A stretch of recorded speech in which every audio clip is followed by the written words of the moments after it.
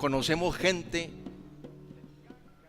les pedimos sus direcciones, les pedimos sus números de teléfono, les decimos: necesito que vaya a mi institución, vaya a mi colegio, yo necesito seguir conversando con usted.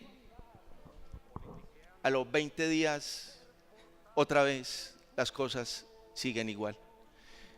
Yo sé que no sucede con todas las personas, yo no generalizo, pero me ha ocurrido a mí mismo y he pasado por esa experiencia. Después de haber hecho uno alguna intervención en algún lado: hey, te voy a dar mi correo electrónico para que nos sigamos comunicando, ¿me puedes compartir? Claro, nunca más vuelve a la comunicación. Hasta que vuelve el otro año y hay otro seminario, o hasta que hay un taller en algún otro lado, etcétera, etcétera. Yo digo, ¿cómo superar eso? ¿Cómo en realidad, por ejemplo, maestros y maestras, en lo que llamamos gestores de nuevos caminos, cómo hoy, por ejemplo, podríamos decir: ya estos son los nuevos caminos? Primero, ¿por qué son nuevos? ¿Qué tienen de novedad? Y ¿por qué es un camino? Porque es otro camino. Y yo creo que en general en los seminarios en los que yo he participado siempre hemos encontrado otros caminos. Habría que mirar con cada persona que viene a estos seminarios qué sucede en su mundo, en su vida y en su ejercicio laboral una vez terminan estos seminarios. ¿Con qué sigue? ¿Qué sigue uno? ¿Con qué? ¿Qué sigo leyendo? ¿Cómo puede pasar con un docente que viene a estos seminarios y vuelve al aula de clase el lunes a trabajar el mismo programa de matemáticas, de geografía, de historia? Uno sí tendría que decir: no puede ser, no puede ser. Algo tuvo que haber pasado en el mundo, en la sensibilidad de uno, para que el lunes ya le proponga otra cosa a los estudiantes, les pida otra producción, les pida otros nuevos pronunciamientos frente a su ser, a su vida, a su mundo. Pues uno, ¿cómo llega el lunes a las 7? Saquen el cuaderno y vamos a ver esto. Uno, ¿cómo? O a eso, ¿qué cambios le voy a dar? Yo no sé si ustedes desde ayer yo vengo con la misma, bueno, no desde ayer, pero ayer y hoy se confirma nuevamente. Así como ayer alguien dijo aquí: no esperemos que el cambio venga desde las instituciones, no esperemos que el cambio viene desde el Ministerio de Educación, no esperemos. Yo eso hace rato como que lo tengo como algo cierto.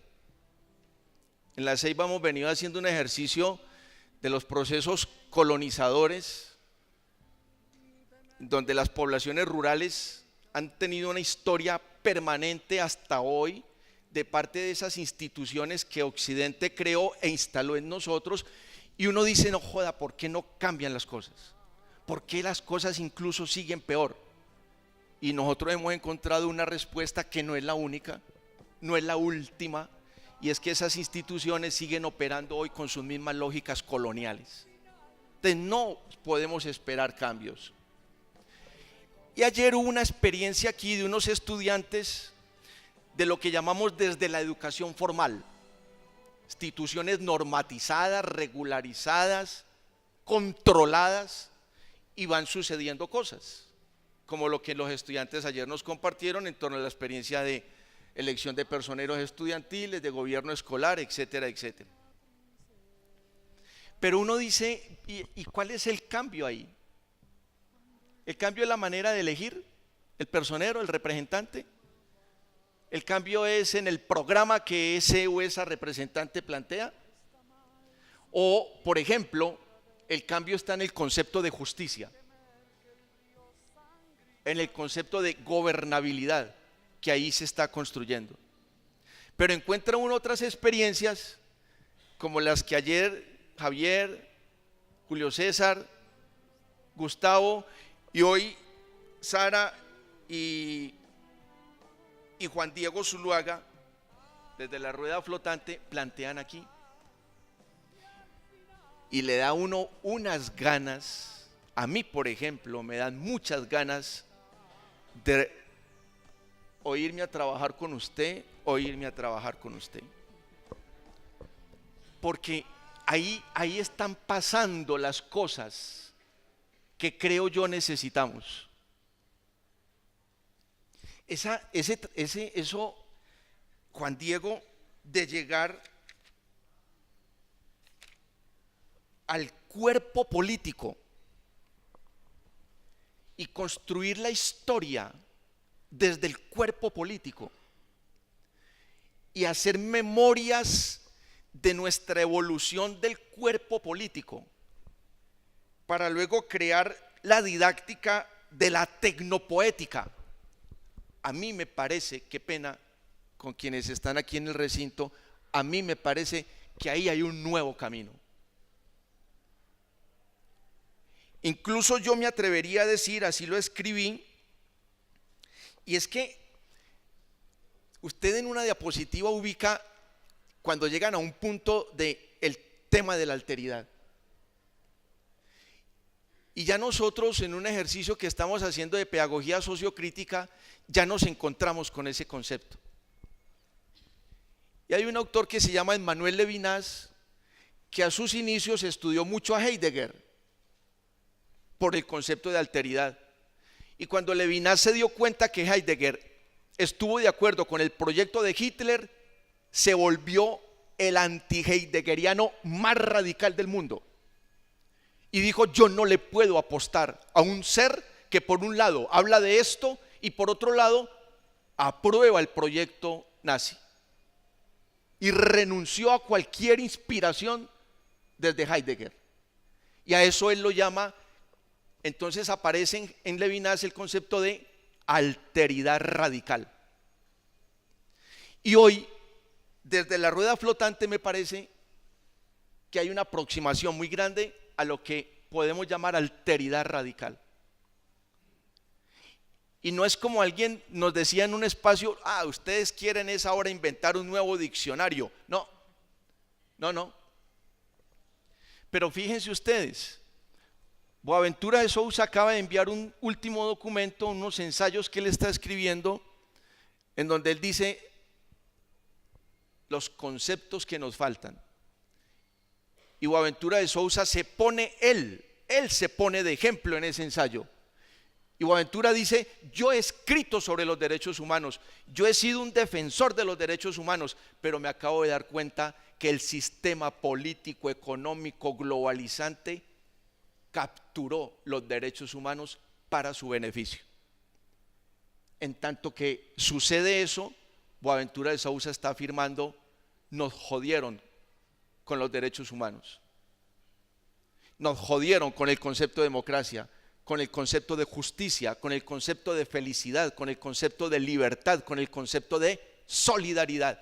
Todas son construcciones a partir de lógicas de Occidente para entramparnos, y nosotros aquí colonizados andamos luchando, trabajando, movilizándonos, que pidiendo justicia, libertad. ¿Y cuál? No hay tal. No hay tal. ¿Por qué? Porque el sistema que creó ese concepto, ese mismo sistema lo captura para su beneficio. Luego captura nuestro ser, nuestro pensar, nuestro movimiento social en su beneficio. Y hoy aparece la rueda flotante diciendo, es que hay que darle otro sentido. Y me disculpan, yo no pude, y usted también, Juan Diego, discúlpeme. Cuando llegó a las diapositivas de la definición de sordo, ciego, yo no pude evitar un pasaje en donde Juan Bautista, preso, le dice a sus discípulos, vayan donde ese que ustedes dicen que está por ahí y pregúntenle si él era el que teníamos que esperar o si hay que esperar a otro. Y la respuesta que envía Jesús es, díganle a Juan que los mudos hablan, los sordos oyen, los ciegos ven. Y claro, teológicamente eso hay que interpretarlo no con esa, de esa forma literaria, sino es ¿cuál sordo oye? Pues el sordo que escucha e interpreta la palabra desde otro punto de vista. No es el ciego que recupera necesariamente físicamente el sentido de la vista, sino el ciego que con vista alcanza a ver la realidad y las relaciones desde otra perspectiva, que es a lo que Pablo Freire llamó la pedagogía de la indignación. Y yo creo que es una cosa que harto que falta. Esta semana en una intervención me decían: oye, usted habla como con rabia. Y yo no hablo con rabia. Yo creo que lo que plantea uno es aprendiendo a ver si algún día nos indignamos. Y Juan Diego, esa vaina de la alteridad en relación con el desarrollo de la subjetividad desde el cuerpo, a mí me parece que es muy, muy importante. Y luego Sara viene y dice: ¿cómo nos reconocemos? ¿Cómo reconocemos el territorio? Pero ¿cómo nos reconocemos en la diversidad? Y también uno no puede evitar entonces traer a colación otra gente. Y este año murió Rodolfo Ginás, quien se mantuvo con una pregunta: ¿por qué somos así? ¿Por qué somos así? Y cuando la Misión de Sabios en el 96 entregó el informe de Colombia al filo de la oportunidad, García Márquez dijo: o estamos condenados o nos damos una oportunidad en esta tierra. Y García Márquez se empeña mucho en insistir en que nos descubramos en lo que somos. Descubramos lo que somos y lo que somos capaces. Y García Márquez decía: y ahí podría estar fundada nuestra esperanza, cuando nos descubramos en lo que somos, que es el concepto de alteridad radical. No es ver al otro, no es ver a la otra: ah, sí, el respeto a la mujer, sí, no, el respeto al afro, sí, el color negro de la piel es una vaina circunstancial en la biología. Oiga, respetemos al indígena. No, la alteridad radical es ser capaz, que seamos capaces de ver al otro ser en su esencia, en su particularidad, y desde allí ser capaz de construir juntos. Entonces, por favor, como me tomé mucho tiempo para decir estas palabras, yo quiero, voy a hacerle una pregunta a Juan y otra pregunta a Sara, que quizá es por egoísmo mío, por interés mío. Yo le quiero preguntar a Juan Diego: ¿cómo entrar la tecnopoética y cómo entrar el cuerpo en una educación formal? Aquí estamos muchos profes que estamos en la educación formal, el bachillerato. Aquí, cuando hemos intentado hacer un bachillerato distinto, la institucionalidad ve que es lo distinto y alcanza a borrar eso y enfile, pues, porque es por aquí. ¿Cómo alcanza uno a entrar eso, por ejemplo, en la mentalidad de un docente? ¿Cómo un docente de la institucionalidad formal es capaz? Ayer aquí expusieron varios ejemplos, pero ¿cómo en la institucionalidad formal, estatal, institución, escuela, colonizadora hasta hoy, cómo entrar eso ahí? ¿Cómo hacer que lo que llaman la deconstrucción del currículo, que ya seminario, maestros, gestores pasó por ahí, la decolonización del currículo, ya pasamos por ahí? Habría que ver qué se siguió haciendo y ahí qué cosas, qué pistas tenemos. Y como está Ángela con nosotros, que ya Sara la anunció ahora, aquí está Sara y señaló para atrás. Ángela, eso, Sara, Ángela. Ángela, yo quiero preguntarles a las dos una pregunta que yo me he hecho con el movimiento de mujer, digamos, si se llama movimiento o si uno pudiera hablar de la liberación de la mujer. Y cuando ustedes hablan de investigación propia, acuérdense que, qué pena muchachas, lo que pasa es que aquí este seminario está planteando la educación propia. Entonces porque hay gente que está ya, digamos, diciéndonos que eso de lo propio es lo indígena, que eso de lo propio entonces es lo afro, y que ahora lo que vamos a hacer nosotros es volvernos en contra de Occidente, pero ahora para que todo mundo piense y se parezca al mundo indio y al mundo negro. Y un momentico, eso no es lo que estamos llamando educación propia. Y aquí hay una apuesta, diría yo, a partir de este seminario, y que se nos vendría un camino bastante, digamos, importante, interesante, para que el año entrante aquí estemos hablando educación propia igual epistemologías del sur.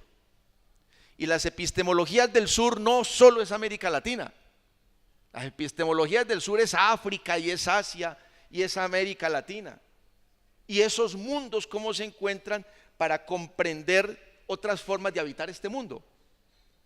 Entonces, Ángela, Sara, ¿qué es investigación propia? ¿Por qué es propia esa investigación? Y luego, ¿qué es comunicación propia? ¿Qué es comunicación propia? Esas son mis preguntas y por favor alisten ustedes sus preguntas para Juan, Sara y Ángel. Cuando hablábamos, ahí presentábamos lo de tecnopoéticas, es mucho en relación con nuestro trabajo con el teatro y cómo el teatro, de ese cuerpo en vivo en el escenario, empieza a generar unas tecnologías del cuerpo, unas técnicas propias del arte del teatro para el cuerpo. Ahí, la experiencia con los sordos especialmente nos ha demostrado que existe la pantomima de sordos, esa experiencia visual de las personas sordas de interpretar el mundo desde lo visual. En el arte se ha llamado la pantomima de sordos, de la cual bebieron por allá en la Ilustración, en todas estas discusiones del lenguaje con Rousseau y todos los filósofos de la Ilustración empezaron a entender esa base gestual de la comunicación humana. Y ahí fue cuando se empezó a desarrollar con mucha fuerza la pantomima, como el histrionismo de los actores que venían de la comedia del arte.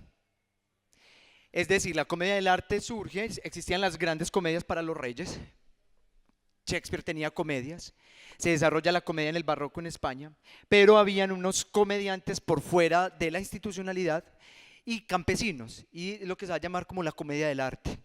Y esto va a estar desarrollándose a partir como de toda una mofa y una crítica a la sociedad, hecha por personas externas a la ciudad, y de ahí se va a desprender el histrión, aquel que puede con su cuerpo llevar más allá, ir más allá de la palabra. Y entonces surge todo este desarrollo de la pantomima clásica. Ahí los cuerpos de los sordos van a ser muy importantes porque nos van a dar caminos para entender ese asunto de esa experiencia visual y gestual del mundo, de interpretar y de conocer el mundo. Entonces, arrancamos de ahí, por ejemplo, cuando planteamos una tecnopoética en el arte, nosotros desde la experiencia, es desde esa posibilidad técnica del cuerpo en función de una experiencia visual y gestual innata en las personas sordas. Entonces, cuando un sordo, bebé, por ejemplo, un niño de los 2 años, empieza a ver el mundo y no tiene todavía una construcción de una lengua, empieza a desarrollar su lenguaje. Entonces empieza a sentir, por ejemplo, hambre o dolor estomacal o cualquier situación somática de su metabolismo, y viene el código de la lengua y le dirá a la lengua de señas colombiana: esta es la seña para hambre, que el niño aprenderá en sus primeros años de vida, como nosotros hemos aprendido el español. Entonces, ese vernáculo visual, esa pantomima, es cuando a lo que nos vamos refiriendo con una tecnopoética para nosotros en experiencia de esos desarrollos técnicos de esas técnicas propias del cuerpo. Hay un autor, un antropólogo, Marcel Mauss, que va a tener las técnicas del cuerpo y van a empezar a investigar cómo los cuerpos en las culturas van desarrollando unas técnicas. Entonces, un poco esa tecnopoética, esa creación de poiesis, de espacios poéticos, para hacer de la vida algo bello, para hacer de la vida algo justo, tiene que ver con esa propiedad innata de las personas sordas en su desarrollo propio, de esa gestualidad y ese mundo, de ese vernáculo visual. ¿Qué herramientas? Es la pregunta como para los docentes. Práctico. Yo no sé mucho de pedagogía, pero en toda esta investigación, la escuela nueva y todo este movimiento grandísimo de ese giro espacial en la filosofía y la escuela nueva francesa en los años 50, cuando se va al cuerpo, ¿cierto? Cuando se va al cuerpo en la escuela y es volver a plantearnos ese encuentro con el otro y esa relación del cuerpo en la educación. Entonces aparecen estrategias didácticas, metodológicas, aulas diferentes a las tradicionales, entonces vamos a salir a otro tipo de aulas, otro tipo de disposición del espacio. Acá el problema fundamental es el espacio, por eso yo ahorita me movía un poco, porque lo que se moviliza es el espacio. Entonces, cuando cambiamos el chip a entablar esta relación espacial, implica otra relación de comunicación. Por eso las personas, traigo para la relación con las personas invidentes, porque son ellas quienes nos han permitido a nosotros preguntarnos por la espacialidad y por ese desarrollo de unas conciencias espaciales kinéticas y prosémicas. Básico, empezar a preguntarnos cómo me paro, dónde me paro, cuál es ese espacio kinético proxémico en el que estoy, en relación a la disposición de mi cuerpo con el cuerpo del otro. Técnicas corporales, técnicas para estar en un auditorio, técnicas para hablar. Entonces tiene que ver con un asunto de una práctica, ¿sí?, cultural y social, y eso cambia inicialmente, y esa disposición en el espacio es la que nos va a dar unas técnicas del cuerpo. Claro, pero vea, el tema de la pedagogía de los sentidos, porque yo quiero entenderla así. El surgimiento de la pedagogía de los sentidos puede haber ocurrido en ustedes por la relación con esas personas, pero no deberíamos limitar aquí hablar de la pedagogía de los sentidos solo con esas poblaciones. Y la pedagogía de los sentidos debería ser una pedagogía en todo mundo. Sí. Claro, es que la propuesta es, ellos son la posibilidad de salirnos de esos sentidos clásicos, de esa relación que tenemos con los sentidos clásicos, la preeminencia a los ojos, la preeminencia a la vista, al oído, que es lo que nuestras culturas han desarrollado preeminentemente, ¿cierto? La hegemonía y la colonización también como de esas empresas institucionales está en el ojo y en el oído.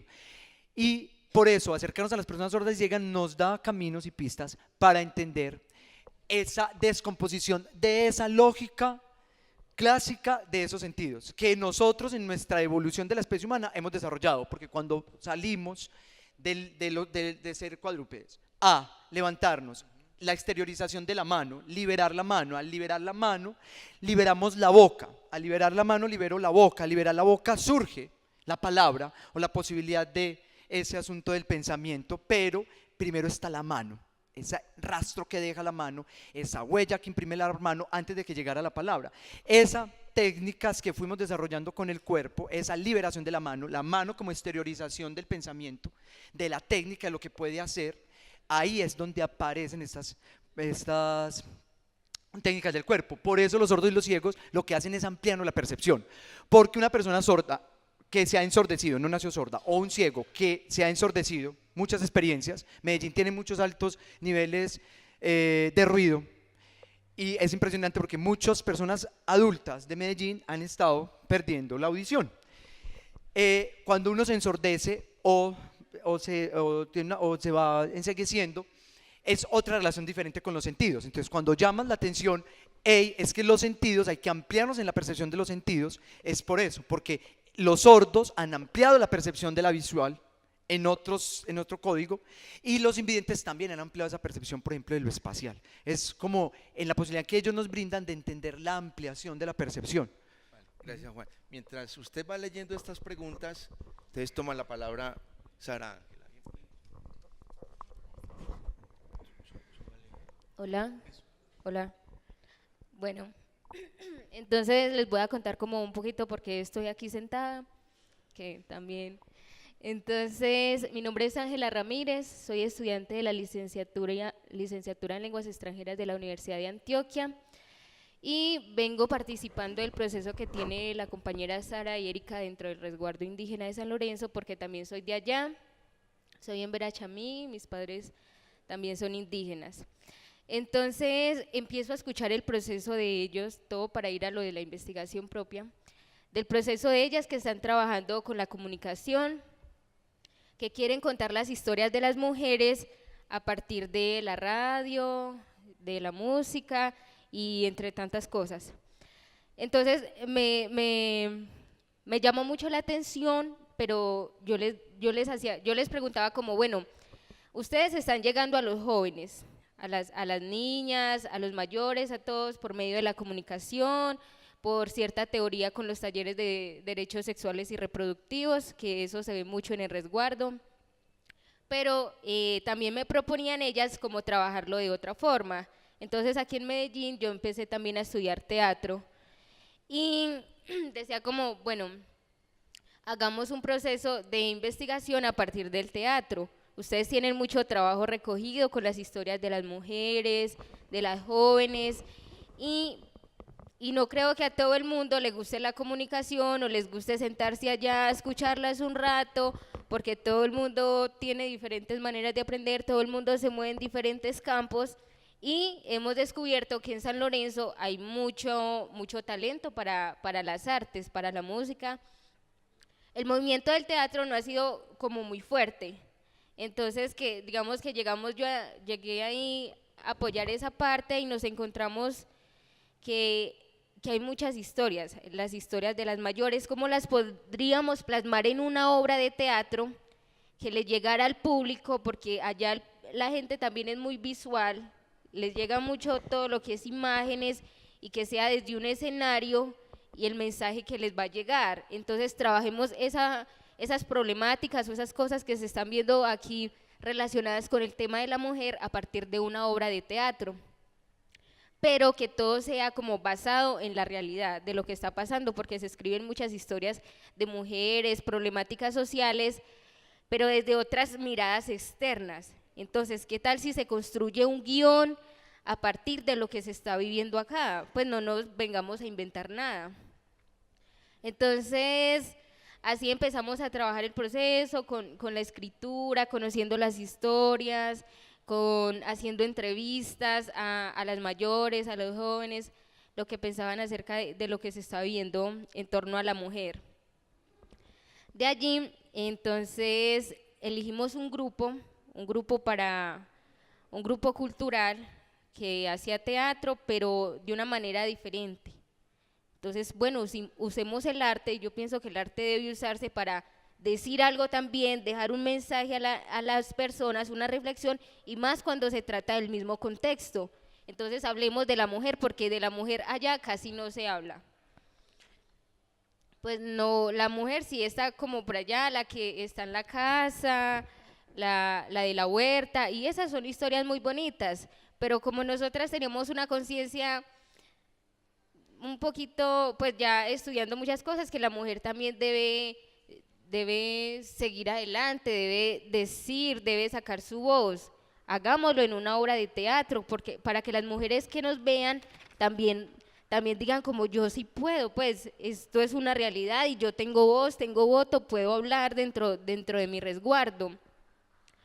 Entonces hacemos esta obra de teatro, primero hacemos como una concientización de los actores, que muchos de los talleres eran como, nos divertíamos porque no se caía como en la realidad, porque las historias que recogimos con la compañera eran muy fuertes, pues de violaciones, lo que ella les contó, de maltrato, de los hombres que llegan borrachos a sus casas a golpear a sus mujeres, porque eso es una problemática muy alta, el abuso sexual. Entonces, como también trabajar desde los actores. Ellos eran como, no, aquí no pasa eso, no pasa, pero estas historias son desde acá. Entonces, trabajar como todo eso para el momento de llevarlo a la escena, hubiera como un trabajo en el público, pero también dentro de los actores, porque de nada nos sirve que yo como actriz le deje un mensaje a usted, pero en mí no está pasando nada. Pues yo estoy actuando, pero eso es una manera como de engañar al público. Pues mi espectador quedó así todo conmovido, no, pero en mí ¿qué pasó? ¿Cierto? Entonces, como empezar desde allá, desde donde se está viviendo la problemática, qué está pasando con mi mamá, qué está pasando con mi abuela, con mi hermana, ¿sí? Porque yo soy un actor, vengo a hablar de la mujer, pero entonces llego a mi casa, golpeo a mi mamá, estrujo a mi hermanita, entonces, ¿qué está pasando? Entonces decidimos trabajarlo como desde esa parte.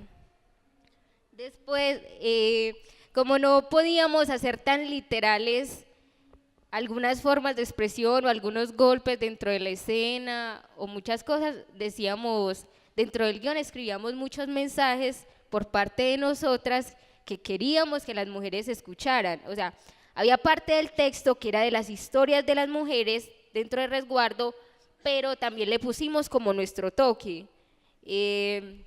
Como ve, ¿qué tal si aquí ponemos esto? Porque es importante que las mujeres lo conozcan. Entonces las actrices lo hacían muy bien, decían, sí, entonces es hora de pararnos y decir que ya y no sé qué. Y a la hora de presentar la obra, pues fue un impacto muy grande que generó en la comunidad y en los actores, porque ellos decían, pues en el proceso que estuvimos trabajando en los talleres, ellos se iban redescubriendo más, como sí, a mí me pasa esto, a mí no me pasa esto. Y uno habla con las jóvenes y hoy en día y dice, yo quiero ser líder, yo quiero trabajar por las mujeres de este resguardo.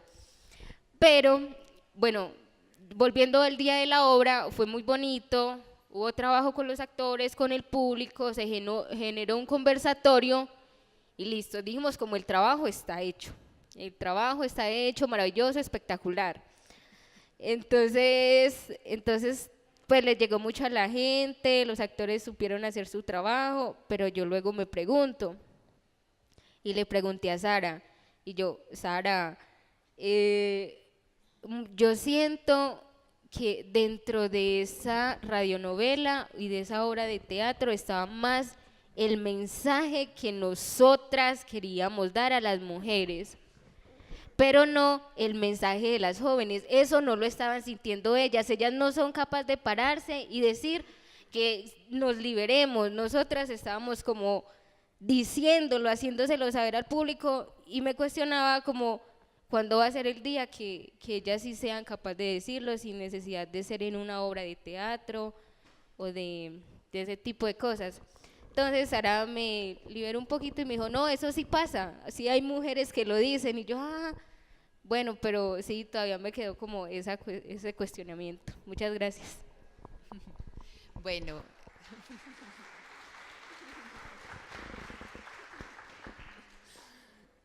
Sí, yo creo que en lo que contó Ángela se recogen muchas reflexiones, ¿cierto? Lo que trajimos acá a compartirles, ¿cierto? Ha sido un proceso de muchos aciertos, de equivocarnos, de risas, de compartir.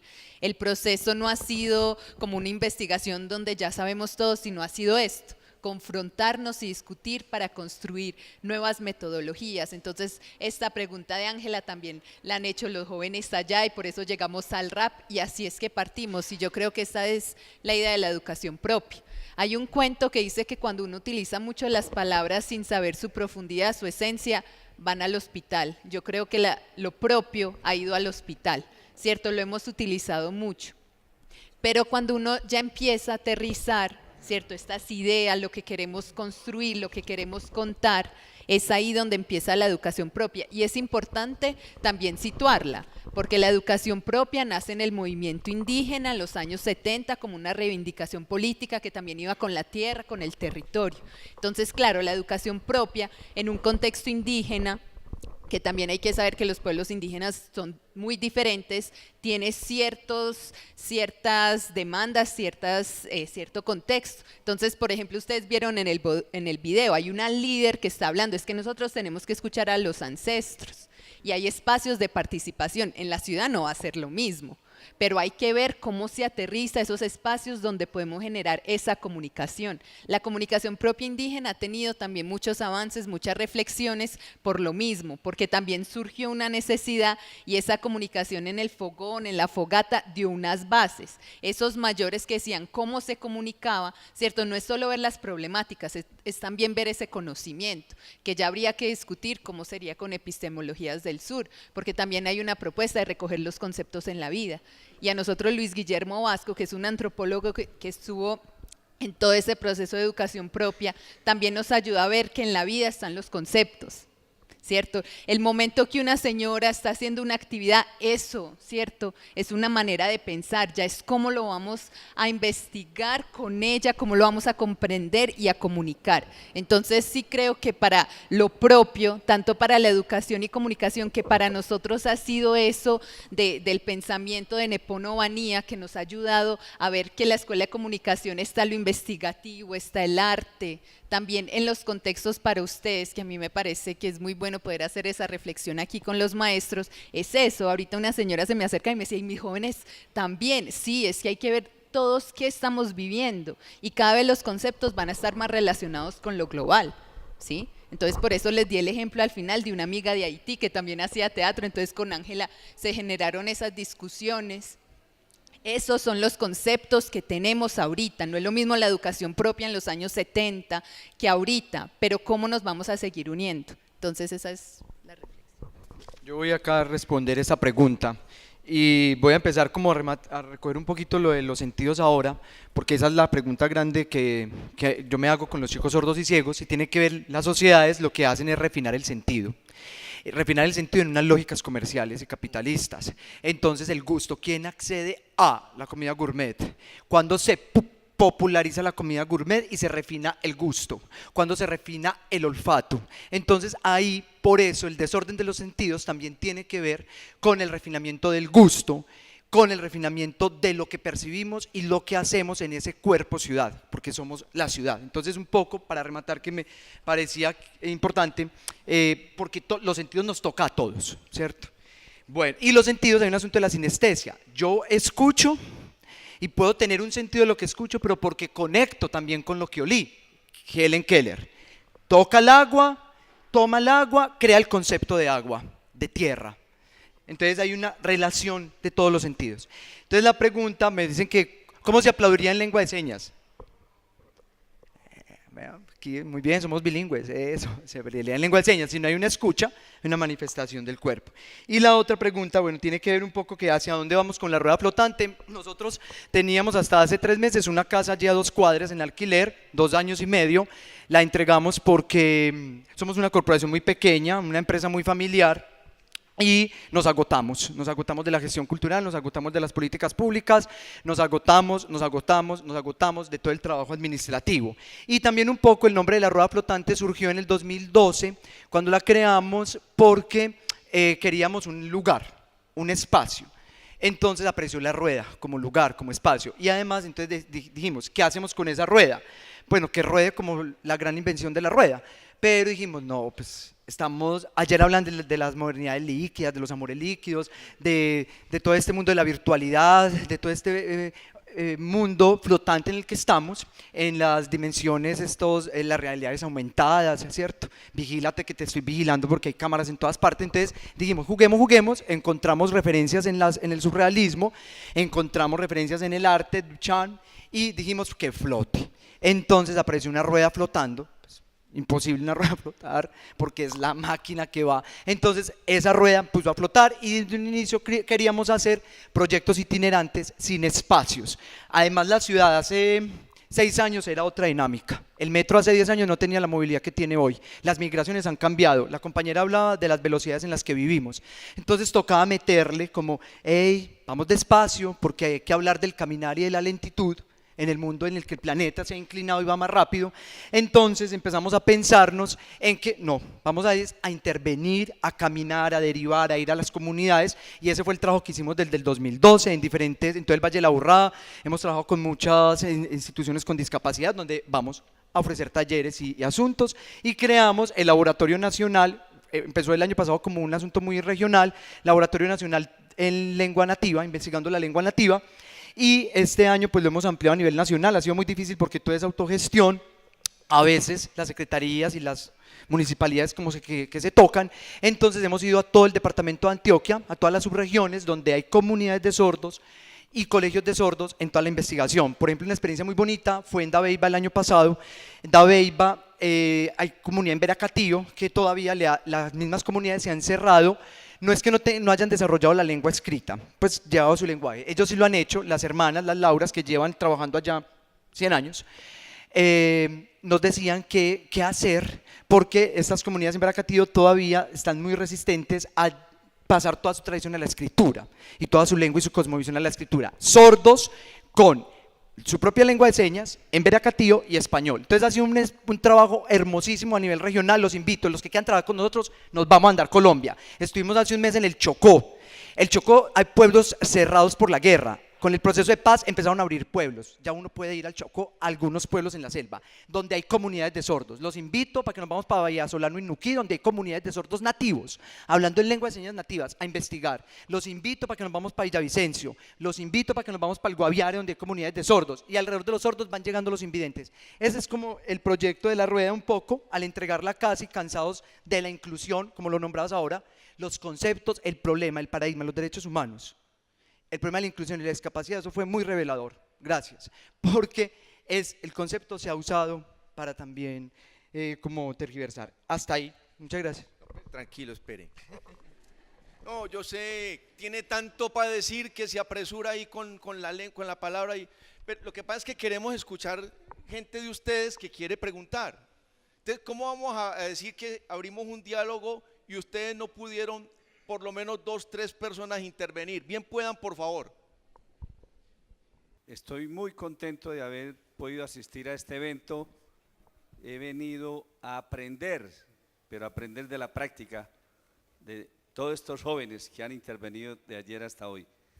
Y creo que efectivamente hacia allá tiene que tender o tenemos que tender las personas que trabajamos en el campo de la educación, porque sabemos que la educación es la clave para transformar la conciencia social de un país. Si no se cambia la conciencia social de un país, es muy difícil avanzar en la dinámica que estamos planteando de la inclusión, de la lucha por la igualdad de derechos y demás. Quisiera hacer una pregunta que tiene que ver con la manera como se debe establecer la relación escuela, sociedad y política, no solamente por parte del profesor, sino por parte de las instituciones, porque indudablemente en lo que se observa, muchos de estos trabajos se hacen por fuera de la formalidad. Nos toca romper la formalidad y sabemos que ese es un gran ladrillo que aprieta todos estos proyectos. Me parece que es importante pensar en cómo lograr que las instituciones cercanas donde se hacen estos proyectos entren en esa dinámica. ¿Cómo hacer para intentar ese tipo de transformación? Muchas gracias. Ya conté. Bueno, muchas gracias por la pregunta y por pues esa reflexión con lo de la conciencia. Yo creo que es fundamental. La relación escuela, sociedad y política, nosotros cuando llegamos a trabajar en el territorio, obviamente empezamos desde una institución educativa que había en la parte alta del territorio, porque yo sí creo que las alianzas, ¿cierto? El video de Soy de San Lorenzo fue posible con la alianza con Agroarte. Entonces, obviamente, para trabajar un proceso educativo, uno quiere construir esas alianzas con la institución. Empezamos, tuvimos algunos acercamientos, pero la verdad hay un momento que ya era muy complejo porque empezaban a decir, bueno, ustedes hacen parte, allá hay más flexibilidad de pronto que en algunos espacios por el tema de educación propia, ¿cierto? Allá hay programas de educación propia, pero entonces ya empezaba el tema, no, pero entonces no tenemos recursos, no, pero, y nos empezaban a limitar, no, mejor hagamos esto. Entonces la relación fue un poco compleja, sigue la relación de diálogo, de poder construir juntos puntos, pero yo creo que también se está limitando mucho esa visión de lo político, ¿cierto? Entonces, ¿cómo hacer esa formación política? Entonces se habla de la historia de Colombia, entonces allá uno escucha que los jóvenes repiten lo de la historia, ven unas diapositivas sobre la historia del resguardo, pero no se vuelve un concepto vivo, ¿cierto? Entonces yo creo que también ahí son también voluntades, porque la verdad con los profesores sí nos han apoyado para después decir, nosotros hacemos eso, pero no ha habido una voluntad también de alguien que diga, incluyamos esto y podamos articularlo con la clase de ciencias sociales. Sí, yo creo que también ahí se tienen que jugar con esos aspectos y la formación de los profesores, ¿cierto? Cuando se ven este tipo de proyectos en los territorios, es poder decir, aprendamos y construyamos. De pronto al principio va a empezar a ser algo más de extensión, pero poco a poco cuando se van mostrando esos resultados, esas reflexiones, es ahí donde se tiene que también haber debates de cómo se puede incluir ya en algo más formal, ¿cierto? Pero que la base empiece desde afuera, porque la verdad es muy complejo. Yo creo que varios de ustedes han tenido la oportunidad de estar en un colegio rural, de empezar desde ahí, aunque ayer nos estaba mostrando Javier una propuesta con la sombra crítica, entonces es poder jugar con esos diálogos y alianzas. Bien. Bueno, 2 personas, por favor, ahí. Vamos, y hay otra persona aquí. Juan prefiere no contestar esta pregunta, esperar a ver otra que aparezca. Bien pueda. Escuchemos las preguntas y ya entonces ustedes contestan y para que terminemos. Está mal hecho cuando en nuestros barrios tenemos los grupos en condición de discapacidad, pero está todo conjunto. No solamente los sordos, los ciegos, sino aquellas otras personas que tienen otra condición de discapacidad. Entonces, ¿cómo hacer para poder desligar esas dos partes mucho más cuando sabemos que hay espacios reducidos y que es difícil encontrarlos bien amplios para poder trabajar con ellas y ellos?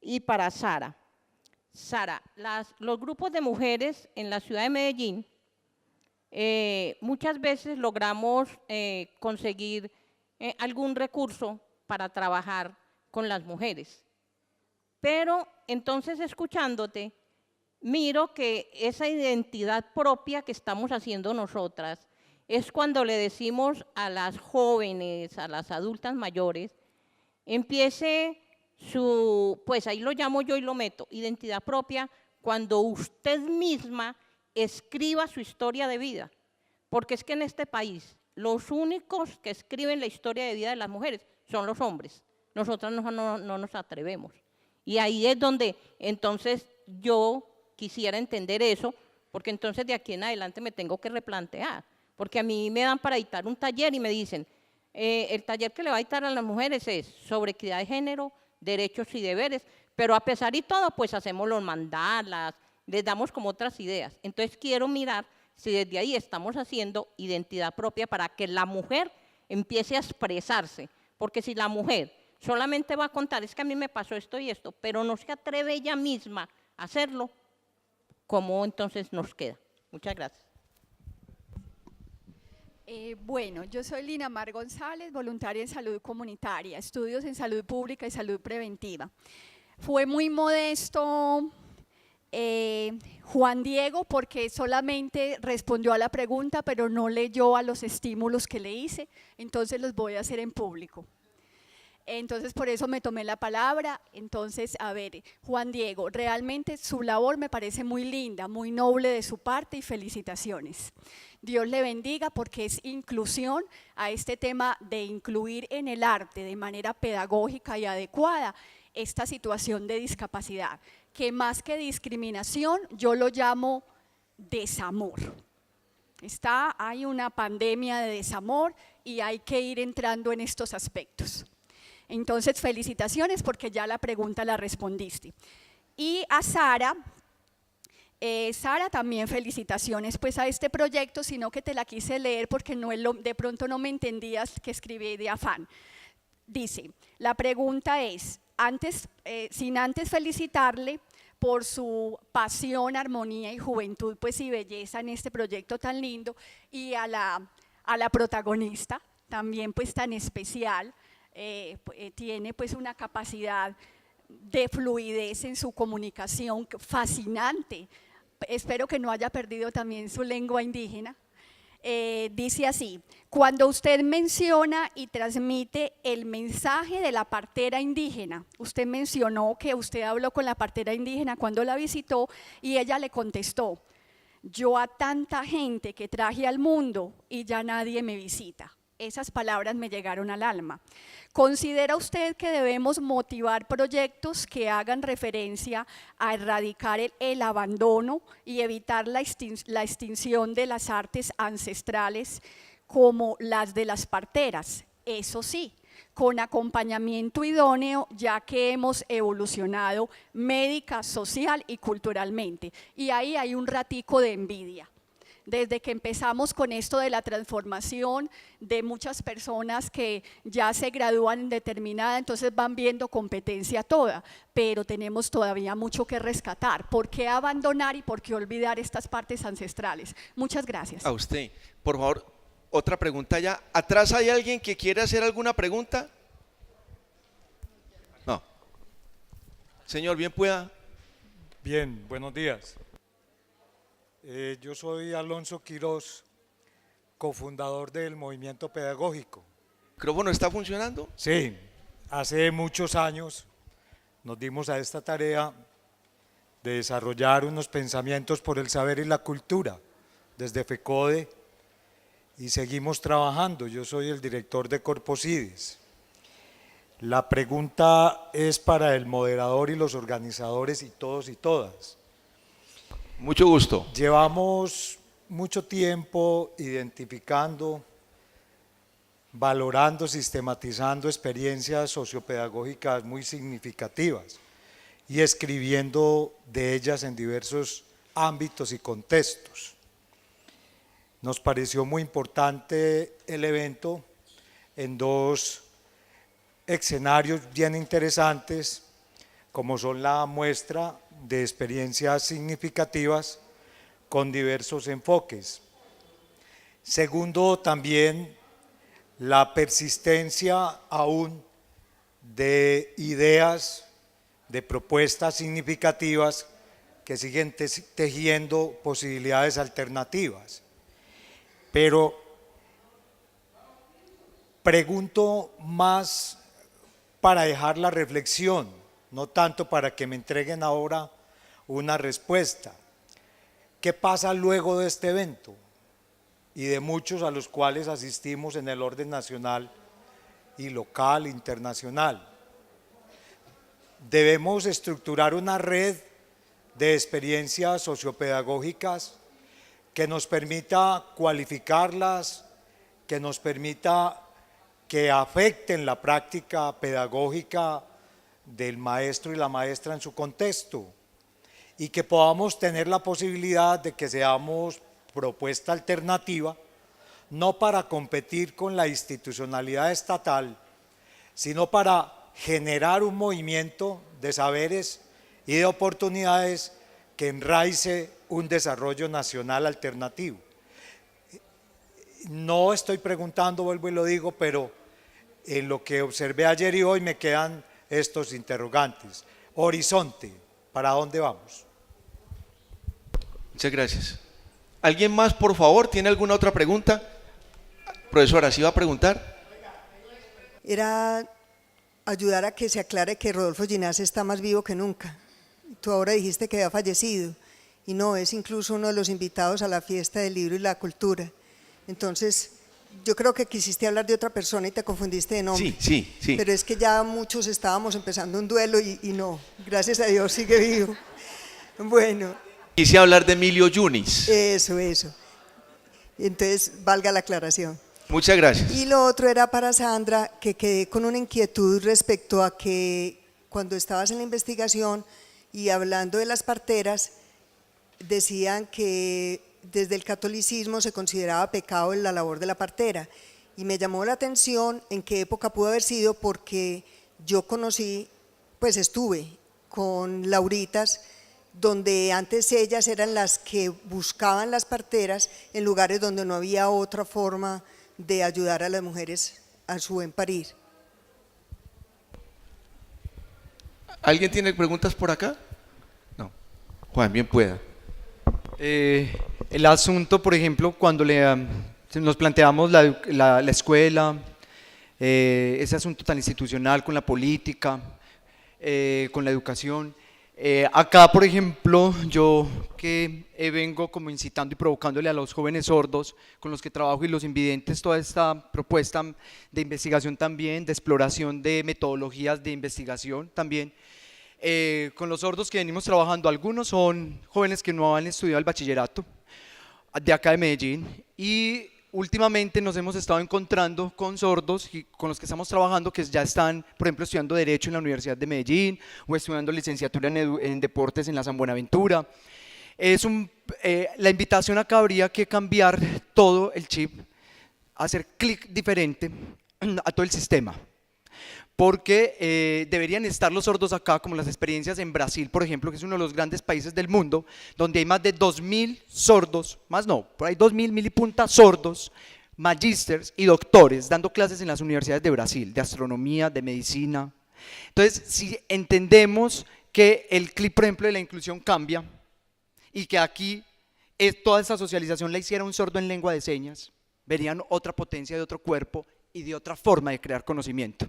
Eso como para ir dando también, revolcándonos un poco, qué pasaría si todos acá estuviéramos hablando en lengua, si los que dirigen todo esto son en lengua de señas y invertimos la inclusión, y son ellos quienes tienen ese poder del conocimiento, porque eso es como una genealogía del conocimiento y del poder. Y con lo de los espacios,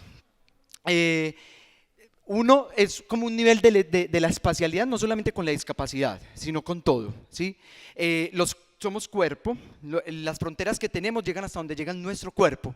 No, ahora, en la percepción, hace una semana llegó a Medellín, se hizo una escuela de verano de tecnologías y llegó un personaje muy caótico, él también muy interesante, se me fue el nombre, Neil, un cyborg, que tiene implantada un dispositivo porque él es daltónico y para poder percibir los colores los percibe a través de ondas de sonido y está implantado al cerebro con un cable eléctrico, un imán, y toda la vida vivirá con eso ahí, y entonces los sonidos se le transforman a él, los puede llevar a una percepción del color. Esa sería como, no solamente el espacio es para las personas con discapacidad, es como esa posibilidad de que mis límites del cuerpo son los límites de mi lenguaje y los límites de mi movimiento en el mundo y de mi relación con el otro. Pero en ese tema puntual, eso sí tiene que ver mucho, cuando ya tocamos ese ámbito de lo comunitario, ese ámbito de las intervenciones, tiene que ver con la política pública y tiene que ver con la planeación de las ciudades. También se han desarrollado foros de ciudades inteligentes en este auditorio y en Medellín. Entonces la pregunta es por la planeación de una ciudad, que el tema de la inclusión es nuevo, es un bebé y llega a exigir responsabilidad social, pero es muy bonito, yo le cedo la palabra a Sara y a la compañera. Tiene que ver con cómo las mismas comunidades y cómo los mismos grupos generan sus propias estrategias para estar ahí. Nosotros vamos a los pueblos a hacer los talleres y el laboratorio, y entonces en el municipio vamos a trabajar con sordos, pero resulta que en el municipio nos llevan a todo el grupo de discapacidad, entonces estamos con todos. Entonces el arte, esas poéticas, esas tecnologías del arte nos han posibilitado encontrarnos en las diversidades, en espacios pequeños, en espacios no convencionales, en esa multiplicidad, en esa alteridad que somos todos. Habría que volver a lo propio. Esa es una pregunta. ¿Cómo desde nuestras prácticas corporales propias generamos y modificamos esos entornos? Juan, gracias. Por la pregunta que hace la señora de cómo la mujer logra contar su historia. Despertar su conciencia. Despertar su conciencia. Nosotros también nos hemos hecho esa pregunta, porque a veces es muy difícil uno salir como de ese estereotipo de mujer. Entonces, pero nosotras tenemos una fe en la organización de las mujeres, ¿no? En que las mujeres, a partir de que cuentan su historia, si yo cuento algo que a mí me está pasando, que a Sara también le está pasando, ¿cómo nos vamos a unir para dar a conocer esa historia? ¿Y cómo vamos a trabajar juntas? Desde mi territorio se trabaja entonces lo de la organización de la mujer a partir de de los cultivos, de la siembra, de las huertas, porque es una manera de decir que las mujeres también somos capaces y de que estamos organizadas, porque cuando estamos organizadas, entonces somos más evidentes, pues nos pueden evidenciar más dentro de una sociedad y así podemos reclamar un poco más lo que nos están quitando de cierta manera, como ese papel que nos están dando. Pues la organización entre las mujeres siento que es fundamental, claro, sin dejar de lado a los hombres, que muchos hombres también le apuestan por esto de la organización de las mujeres. Entonces la organización es fundamental. Para complementar a eso, cortico, en el documental de Atizando la Hoguera hay 3 mayoras que hablan y hay una que cuenta cómo la iban a violar y ella se defiende. Y esas son las historias también que se cuentan y que también le dan fortaleza. Ya las jóvenes decían, ¡ah! Una mayora que se defendió, ¿sí? Y entonces eso empieza a generar preguntas. Y lo otro para lo de las parteras, que me parece muy interesante que haya generado tantas preguntas, me parece fundamental seguir trabajando con el tema de partería, porque normalmente las parteras son mujeres líderes en la comunidad y en la radionovela, que espero que la escuchen, que está en SoundCloud. La partera es la líder también, que normalmente es la que cuestiona más la violencia, y también es la mujer que tenía las plantas para anticonceptivos y las plantas también abortivas, ¿sí? Entonces ahí llego a lo de las Laura, a lo de las madres Lauras, que de pronto pues en este contexto no llegaron las madres Lauras, pero sí era una institución católica muy patriarcal, ¿cierto? Donde también el poder de la mujer, ¿cierto?, era visto como peligroso.